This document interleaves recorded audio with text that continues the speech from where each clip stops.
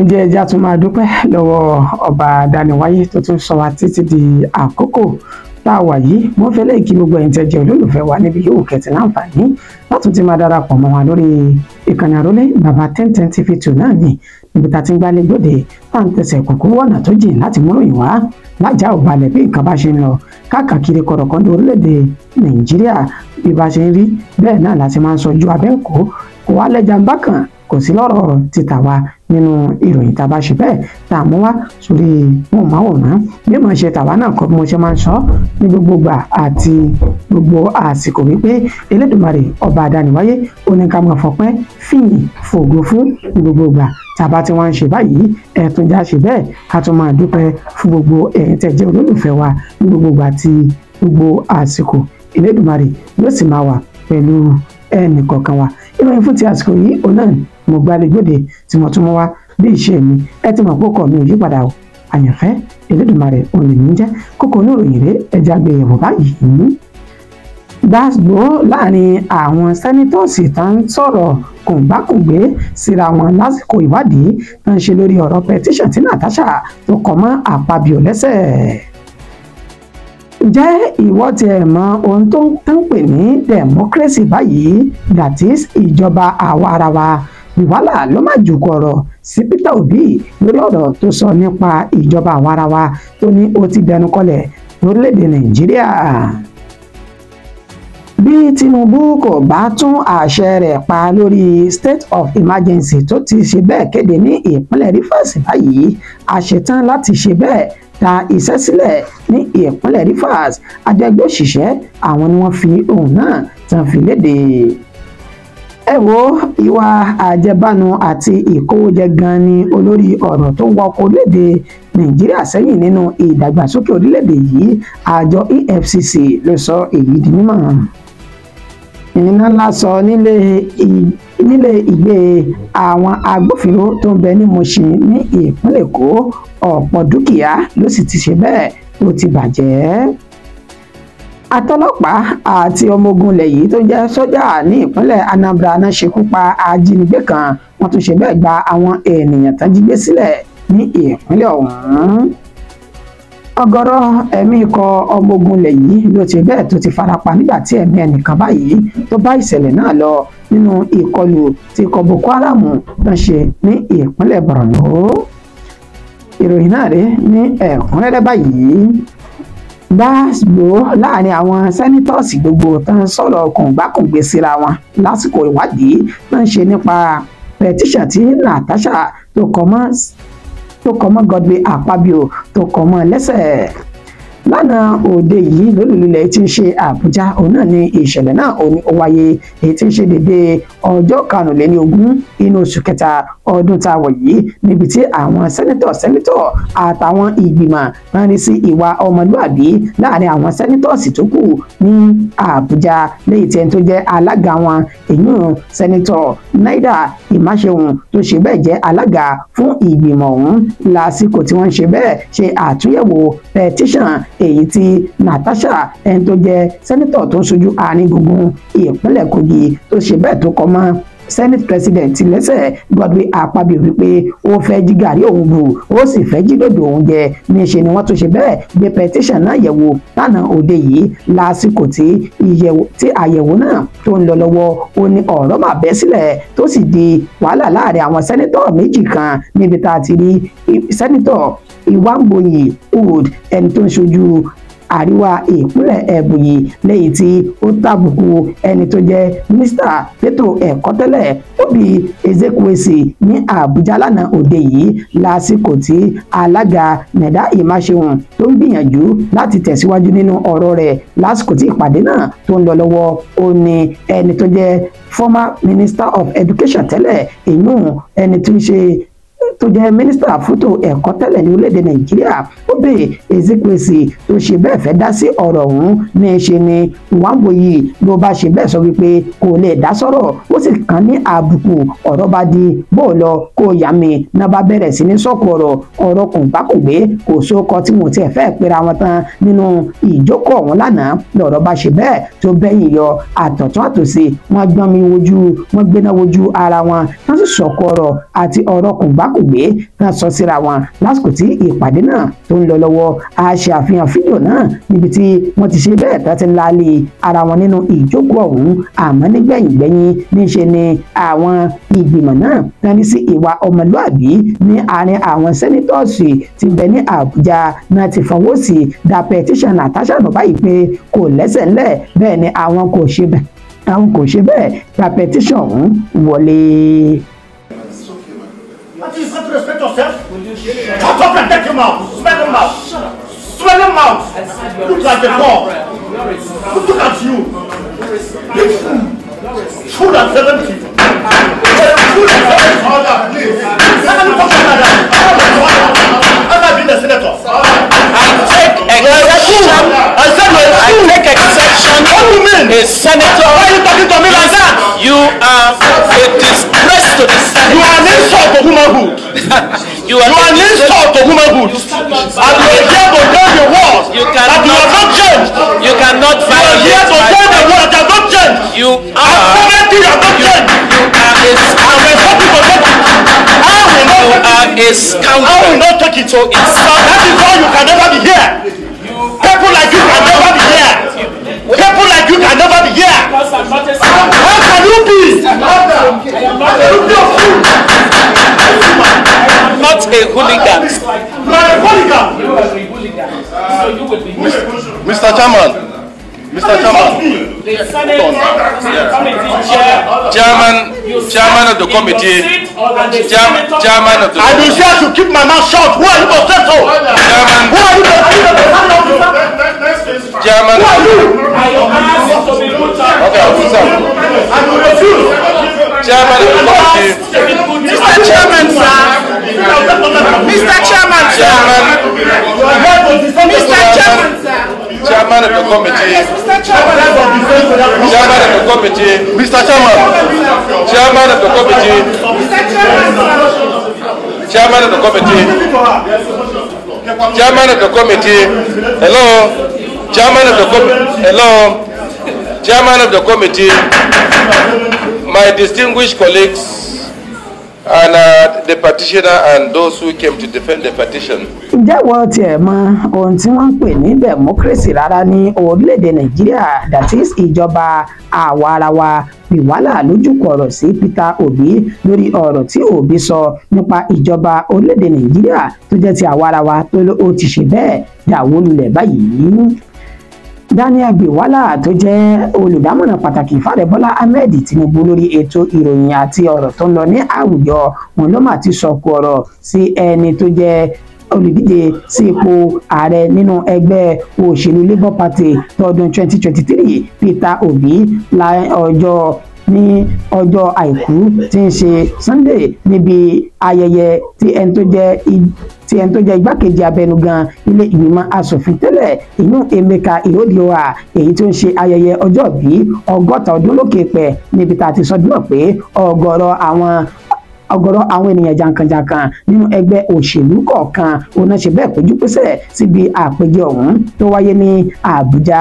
Ibẹ̀ ni Peter Obi ló ti ṣe ní àlàyé pé níbi tá a bá dé ní orílẹ̀-èdè Nàìjíríà báyìí ní pàtàkì jùlọ ìjọba tó ń bẹ lóde yìí ní ṣe ni ìjọba àwarawa ló ti ṣe bẹ́ẹ̀ tẹnukọlẹ̀ ní ọwọ́ wọn. Ó ní ẹgbẹ́ òṣèlú PDP lọ́dún 1999 wọn ló ṣe bẹ́ẹ̀ wakọ̀ ìjọba àwarawa dé ààyè tí ó dé ní ọdún náà. Ó ní bẹ́ẹ̀ bá ṣe wá ń wò báyìí níṣe ni àwọn kan gbìyànjú láti tún ìjọba àwarawa ṣe kán tún sọ bí ẹni sọgbà. Ó ní báwọn kan ṣe wá ń gbé sókè ǹjẹ́ ẹ jẹ́ mọ̀ pé níṣe ni àwọn kan náà dojú rẹ̀ délẹ̀ lásìkò tá a wà yìí. Oníṣẹ́ tí ẹ̀rí tó ṣèjọba ti ń lọ lóde yìí kò fààyè ìjọba àwarawa sílẹ̀ bí tí ń kò mọ̀ níṣe ni wọ́n ti ṣe bẹ́ẹ̀ gbogbo ẹ̀ pọ̀ tó sì ti orúkú mọ̀ṣù.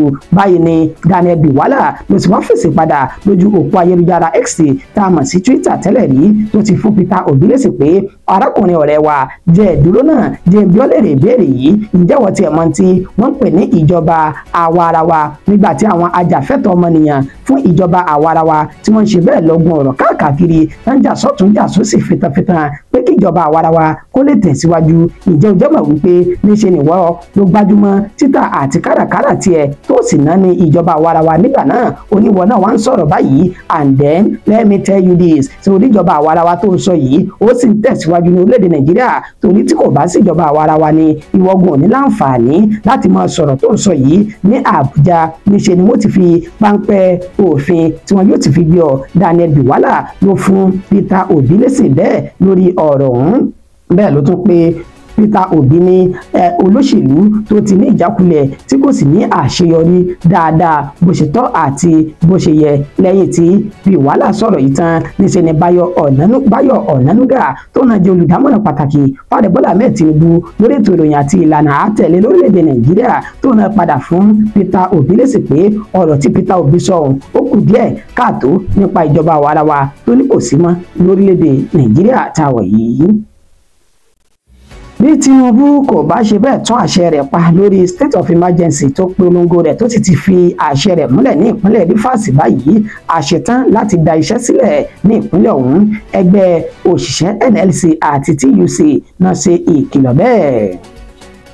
Ẹgbẹ́ òṣìṣẹ́ lórílẹ̀‐èdè Nigeria Labour Congress NLC Trade Union Congress TUC àti Joint Negotiation Council JNC náà ti jọ forí okòó sọ̀dúnrún báyìí lórí wàhálà àti awuyewuye tí ń lọ ní ìpínlẹ̀ Rivers nípa bí ààrẹ Bọ́lá Ahmed Tinubu bó ṣe ti pàṣẹ wípé kí ìpínlẹ̀ ọ̀hún kó sì wà ní state of emergency ní ibi tó ti yọ gómìnà igbákejì rẹ̀ àti àwọn ọmọlé ìgbìmọ̀ asòfin tó ti ní kán lọ rí rọ́kúnlé fún odidi oṣù 6 gbáko tó sì yan vice admiral láti máa tukọ̀ ìpínlẹ̀ ọ̀hún níṣe ni àwọn ẹgbẹ́ òṣìṣẹ́ àtàwọn àjọ tó kù náà ti wá sọdún mọ́ nínú àtẹ̀jáde kan èyí tí alága fún ẹgbẹ́ òṣìṣẹ́ Alex Agbanwo ti ìpínlẹ̀ Rivers àti alága ti àjọ TUC ní ìpínlẹ̀ Rivers bákan náà Ikechukwu Onyefuru tó fi mọ́ alága ti JNC yìí Chukwu Emechata níbi tí àwọn mẹ́tẹ̀ẹ̀ta ti buwọ́ lu àtẹ̀jáde ọ̀hún níbi tá a ti ṣe ní àlàyé wípé àwọn fún ààrẹ Bọ́lá Ahmed Tinubu ní gbèdéke àsìkò láti tún èrò rẹ̀ pa lórí ìkéde ọ̀hún kó sì dá gómìnà Siminalayi Fubara àti igbákejì rẹ̀ tó fi mọ́ àwọn ọmọlẹ́gbẹ̀mọ asòfin tí wọ́n ṣe bẹ́ẹ̀ dìbò yàn kó dá wọn padà sí ààyè wọn bí bẹ́ẹ̀ kọ́ níṣe ni àwọn yóò fi iṣẹ́ sílẹ̀ táwọn yóò sì máa yan iṣẹ́ ọ̀hún lódì títí di àkókò tí kò ní gbèdéke wọ́n ṣe ní àlàyé nínú àtẹ̀jáde náà wípé ìgbésẹ̀ táàrẹ Bọ́lá Ahmed Tinubu gbé yìí ó ti ń fa ìpínlẹ̀ Rivers sẹ́yìn nípa ètò ọrọ̀ ajé ní ìpínlẹ̀ ọ̀hún bẹ́ẹ̀ náà tún sọ dúró wípé àwọn tó jẹ́ òṣìṣẹ́ ìjọba ní ìpínlẹ̀ náà níṣe náà bínú gidigidi báyìí torí wípé owó oṣù wọn ni kò ní jẹ́ sísan lásìkò tí wọ́n ti ṣe bẹ́ẹ̀ gbé ìgbésẹ̀ ọ̀tọ̀ ní ìpínlẹ̀ ọ̀hún wọn wá ní àwọn ò ní àkókò tó pọ̀ bẹ́ẹ̀ làwọn òṣèré àyà fi ń ṣòfò nípa àwọn fún ìjọba ààrẹ Bọ́lá Ahmed Tinubu ní gbèdéke àsìkò kó fi tètè gbé ìgbésẹ̀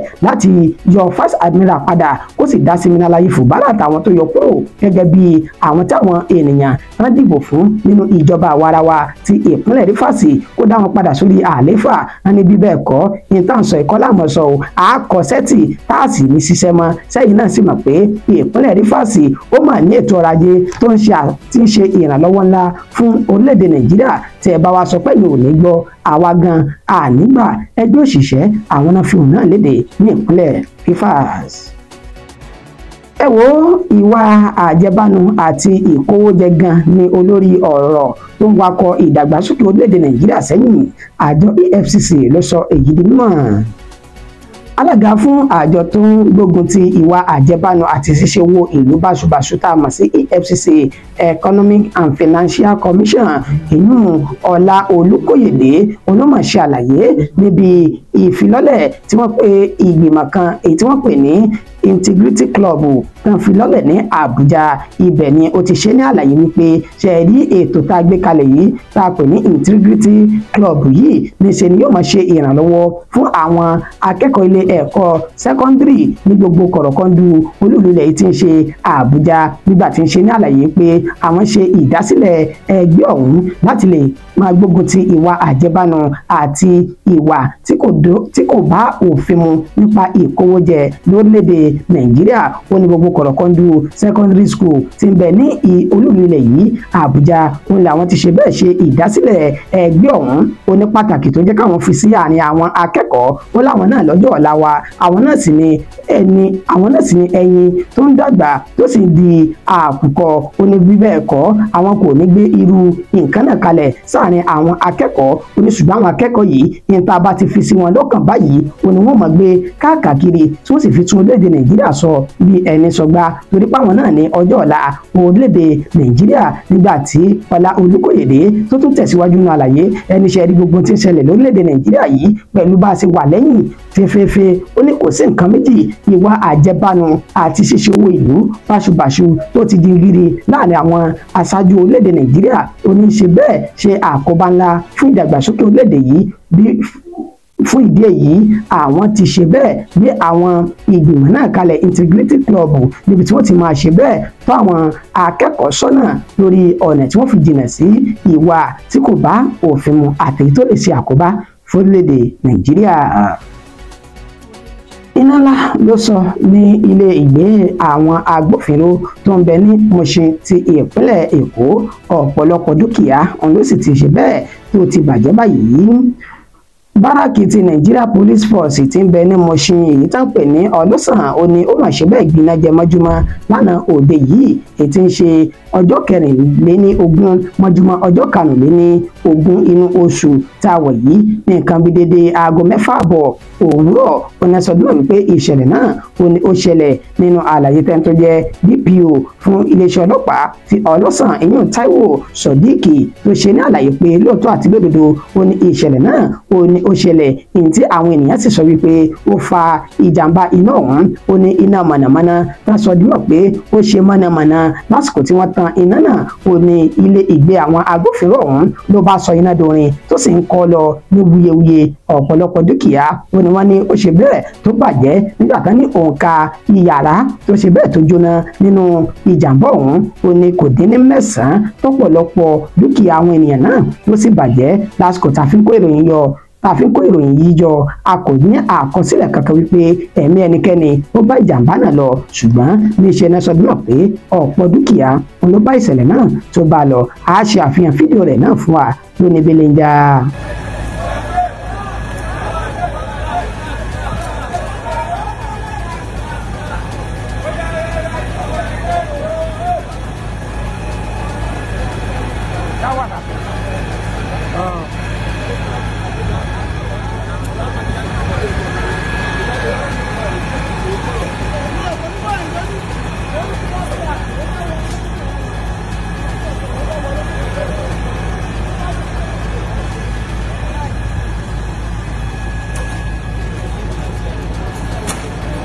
Allah jira motar ta baya ta shiga, motar ta biyo wa mata baya.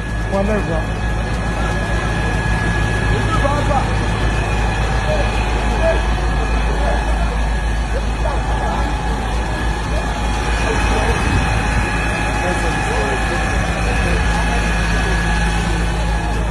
Ẹ káàbọ̀ padà. Àti ọlọ́pàá tó fi mọ́ ọmọ ogun ilẹ̀ yìí ní ìpínlẹ̀ Anambra náà ṣiṣẹ́ pọ̀ láti ṣekú pa ajínigbé kan. Wọ́n tún ṣe bẹ́ẹ̀ tú àwọn ènìyàn tán jí gbé wọ́n tú wọn sílẹ̀ kúrò ní àkàtà àwọn ajínigbé ọ̀hún. Ní ìpínlẹ̀ Anambra ó ní àwọn agbófinró pẹ̀lú àjọṣepọ̀ ikọ̀ ọmọ ogun ilẹ̀ yìí láti ṣe bẹ́ẹ̀ ṣiṣẹ́ pọ̀ láti dóòlà ẹ̀mí àwọn ènìyàn tí wọ́n jí gbé ní ìpínlẹ̀ ọ̀hún. Gẹ́gẹ́ bí àlàyé ẹni tó jẹ́ alukoro níléeṣẹ́ ọlọ́pàá ìpínlẹ̀ Anambra SP Tochukwu Nkega ètò ṣe ní àlàyé ó sọ dúnà pé pẹ̀lú àjọṣepọ̀ àwọn agbófinró àti ikọ̀ fìjìláńtẹ́ ní ìpínlẹ̀ náà tó fi mọ́ta àwọn ọmọ ogun ilẹ̀ yìí ó ní wọ́n jọ ṣe bẹ́ẹ̀ wọ inú igbó táwọn agbésùnmọ̀mí ọ̀hún tán fi ṣe ibùba wọn tán sì ṣe ìkọlù sáwọn ènìyàn náà. Wọ́n ṣekú pa ẹni tó jẹ́ ọ̀kan gbòógì lára àwọn ajínigbé ọ̀hún nígbà tí wọ́n sì ní àwọn ènìyàn tán bẹ ní àkàtà wọn tí wọ́n ti dè wọ́n lápá dè wọ́n lẹ́sẹ̀ sínú igbó náà tán dúró de kan san owó ìtúsílẹ̀ láti ọ̀dọ̀ àwọn mọ̀lẹ́bí wọn náà ṣe bẹ́ẹ̀ ń gbà kalẹ̀ SP Tochukwu Nkega ó wà ní kọmíṣánná fún ọlọ́pàá ní ìpínlẹ̀ ọ̀hún ó ti ṣe bẹ́ẹ̀ lu àwọn agbófinró náà lọ́gọ̀ọ́ ẹnu lórí iṣẹ́ takuntakun àti iṣẹ́ ribiribi náà ṣe láti lè jẹ́ kí àlàáfíà kó túbọ̀ máa tẹ̀síwájú ní gbogbo kọ̀rọ̀kọ́ndù ìpínlẹ̀ Anambra ọ̀hún. ọ̀gọ̀rọ̀ ẹ̀mí ikọ̀ ọmọ ogun ilẹ̀ yìí ló ti ṣe bẹ́ẹ̀ tó ti fi ara pa nígbà tí ẹ̀mí ẹnìkan tó bá ìjàmbá àti ìbúgbàmù àdó olóró ikọ̀ Boko Haram tó bá lọ ní ìpínlẹ̀ Borno lágbègbè Tambo ní Sabongeri ìjọba ìbílẹ̀ Dambowa ní ìpínlẹ̀ Borno ó ní ìṣẹ̀lẹ̀ yìí ó ti ṣẹlẹ̀ gẹ́gẹ́ bí àlàyé tí ẹni tó jẹ́ olùgbé ní agbègbè náà Abba Usmanu ètò ṣe ní àlàyé ó sọ bímọ wípé ìbúgbàmù ọ̀hún ó ní ó jẹ́ nǹkan tó bà àwọn ènìyàn lẹ́rù gidigidi pẹ̀lú bí iná náà bó ṣe bẹ́ẹ̀ bó ṣe sọ ní ìpínlẹ̀ náà nígbà tí ń ṣe ní àlàyé pé ikọ̀ agbésùmọ̀mí Boko Haram ó ní wọ́n ṣe ìkọlù ọ̀hún sí àwọn ènìyàn nígbà tí àwọn ọmọ ogun ilẹ̀ yìí tán sì gbọ́ ní ìpínlẹ̀ Borno wọ́n gbìyànjú láti lọ rè dóòlà ẹ̀mí àwọn ènìyàn náà ṣùgbọ́n ní kété tán ni wọ́n lọ báyìí níṣẹ́ ni wọ́n gun orí àdó olóró kọjá tí àdó olóró náà tó sì dùn gbàmù nígbà tí ọ̀kan lára àwọn ikọ̀ ọmọ ogun ilẹ̀ yìí náà tó ṣe bẹ́ẹ̀ tó fi ara pa yamayama tí àwọn tó pọ̀ tí wọn kò fi òǹkà wọn léde tó sì ní wọ́n fi ara pa níbẹ̀ tẹ́mi ẹnìkan tó sì bá ìṣẹ̀lẹ̀ náà tó bá lọ ẹni tó jẹ́ kọmíṣánná fún ètò ìròyìn àti ìlànà àátẹ̀lé ti ìpínlẹ̀ Borno Usman Taru ó fi ìdí ìṣẹ̀lẹ̀ náà ó fi múlẹ̀ wípé lágbègbè tẹ́pẹ̀ ní Wajiroko Sabongeri yìí ní ìṣẹ̀lẹ̀ náà ó ní ó ti ṣẹlẹ̀ àkọsílẹ̀ ènìyàn kan ó ní wọ́n ní ó bá ìṣẹ̀lẹ̀ náà lọ ó ní kì í ṣe páwọn Boko Haram náà wọ́n lọ ṣe ìkọlù sáwọn ọmọ ogun ilẹ̀ yìí ní ibùba wọn ó ní ṣùgbọ́n wọ́n gbìyànjú láti lè pinwọ́ ìkọlù tí ikọ̀ Boko Haram náà kan fẹ́ ṣe ó ní ọ̀rọ̀ bá ṣe bẹ́ẹ̀ ló bẹ́yìn yọ nígbà tí wọ́n tẹ àdó olóró náà tí wọ́n tẹ̀ mọ́lẹ̀ tó ṣe bẹ́ẹ̀ tó ṣe ikú pa ọ̀kan lára wọn táwọn míì á sì fi ara pa yàmàyàmà. dídùn púpọ̀ ṣókí òun náà ni ọbẹ̀ oge mọ̀ọ́dẹ́mọ̀ọ́gẹ́ fìlà òní kọjá ìpéǹpéjú ìròyìn wa kò jù báyìí lọ fún ti àsìkò yìí akíọ́nìyàn wípé ẹ ṣé akíọ́lọ́bẹ̀ wípé ẹ ṣé ẹ̀yin tẹ́ ẹ bá wa jẹ́ ẹ kú àìbínú Elédùmarè yóò máa wà pẹ̀lú ẹnìkọ̀ọ̀kan wa títí di àkókò tá a tún padà máa fún wa níròyìn ní lórí ìkànnì aláyọ̀ tá a jọba yá àròlé bàbá 1010 TV2 ó kọ́ mi ò yípadà àyànfẹ́ Elédùmarè náà ni ó dàbọ̀ o.